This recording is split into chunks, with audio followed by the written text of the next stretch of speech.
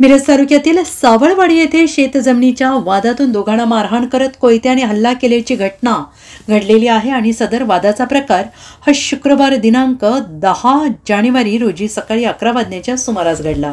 या प्रकरणी जखमी कुमार विद्याधर कनवाडे वय वर्ष 52 राहणार सावळवाडी यांनी सांगली ग्रामीण पोलीस ठाण्यात फिर्याद दिली आहे। त्यांच्या फिर्यादीवरून पोलिसांनी मारहाण करणाऱ्या अशोक बाबू बोलवाडे आणि सौ उज्ज्वला अशोक बोलवाडे दोघे राहणार सावळवाडी यांच्या विरोधात गुन्हा दाखल केलेला आहे। या हल्ल्यात संजय एलूर हे देखील जखमी झाले आहेत आणि याबाबत अधिक माहिती अशी की जखमी कुमार कनवाडे हे आपल्या कुटुंबियांसह मिरज तालुक्यातील सावळवाडी गावामध्ये राहत आहेत।